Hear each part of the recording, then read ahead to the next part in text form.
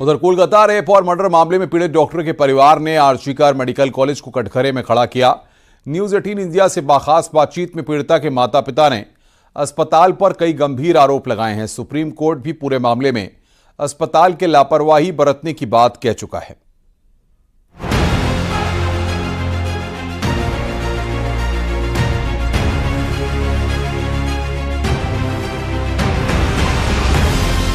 Kolkata rape case की पीड़ित doctor के परिवार वालों ने आरजीकर मेडिकल कॉलेज पर लापरवाही के संगीन आरोप लगाए हैं। न्यूज 18 इंडिया के साथ एक्सक्लूसिव बातचीत में पीड़ित ट्रेनी डॉक्टर के माता पिता ने सीधे सीधे अस्पताल को कटघरे में खड़ा कर दिया है। पीड़ित परिवार वालों ने साफ कहा है कि अगर उनकी बेटी की मौत अस्पताल में ड्यूटी के दौरान हुई है तो जिम्मेदारी अस्पताल की ही है। परिवार के मुताबिक अस्पताल ने ना तो घटना के तुरंत बाद और ना ही अब तक अपनी जिम्मेदारी स्वीकार की है। पीड़ित ट्रेनी डॉक्टर के माता पिता ने सवाल उठाए हैं कि अस्पताल ने परिवार को घटना की जानकारी इतनी देर से क्यों दी। अस्पताल के असिस्टेंट सुपरिटेंडेंट ने हत्या की बात छुपाकर बेटी के सुसाइड करने की बात क्यों कही। पीड़ित परिवार के अस्पताल पहुंचने के बाद भी 6-7 घंटे तक उनसे किसी ने बात क्यों नहीं की।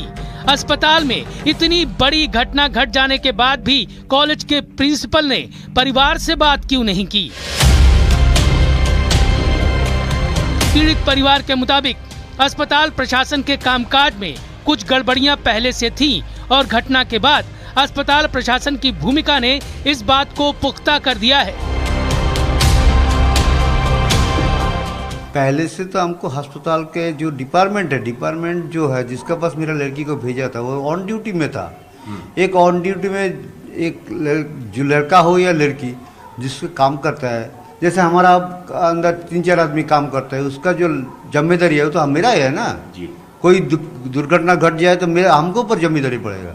लेकिन उस लोग अभी तक इसके बारे में आज इतना दिन में कोई हमको फोन से भी बात नहीं किया। उधर काम जितना 6-7 घंटा था उस टाइम में भी हमसे बात नहीं किया था। इसलिए तो हम डिपार्टमेंट को पूरा डिपार्टमेंट को ही दायी कर रहा है पहले से। घटना के बाद से आरजीकर अस्पताल लगातार मामले की लीपापोती की कोशिश करता रहा। यहाँ तक कि जिस जगह ट्रेनी डॉक्टर के साथ रेप और हत्या की बात सामने आई उस कमरे से सबूत मिटाए जाने का भी अंदेशा है। सबसे पहले आरजीकर मेडिकल कॉलेज पहुंची और वहां पर मौका वारदात का मुआयना किया, लेकिन जब तक वहां पर कई सबूतों के साथ छेड़छाड़ हो चुकी थी और बहुत सारे सबूत नष्ट हो चुके थे।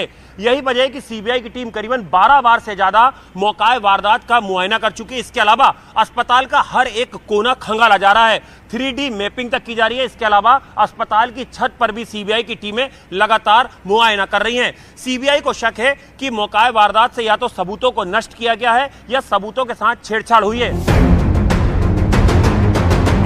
सुप्रीम कोर्ट ने भी इस पूरे मामले में आरजीकर मेडिकल कॉलेज प्रशासन की भूमिका और कॉलेज के पूर्व प्रिंसिपल संदीप घोष पर कई गंभीर सवाल उठाए हैं। कोर्ट ने घटना के तुरंत बाद उनकी दूसरे मेडिकल कॉलेज में नियुक्ति पर भी सवाल खड़े किए हैं।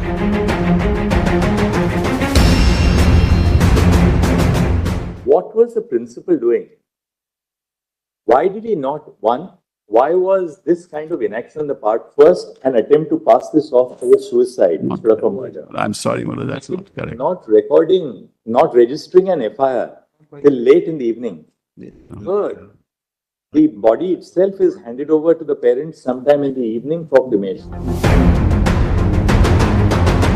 कोलकाता की घटना के बाद अस्पतालों में डॉक्टरों की सुरक्षा का मुद्दा एक बार फिर से गर्मा गया है। कोलकाता रेप और मर्डर मामले में जहां अस्पताल का काम जांच में सहयोग करने का था, वहीं अस्पताल प्रशासन पर लीपापोती के गंभीर आरोप लग रहे हैं। जाहिर है अस्पताल संदेह के दायरे में खड़ा है। सुप्रीम कोर्ट ने देश भर में डॉक्टरों की सुरक्षा को लेकर नेशनल टास्क फोर्स का गठन भी किया है। ये टास्क फोर्स अस्पतालों में डॉक्टरों की सुरक्षा और सुविधाओं के इंतजामों को परखेगी, साथ ही डॉक्टरों के खिलाफ बढ़ रही हिंसा की घटनाओं को रोकने के लिए भी जरूरी सुझाव देगी।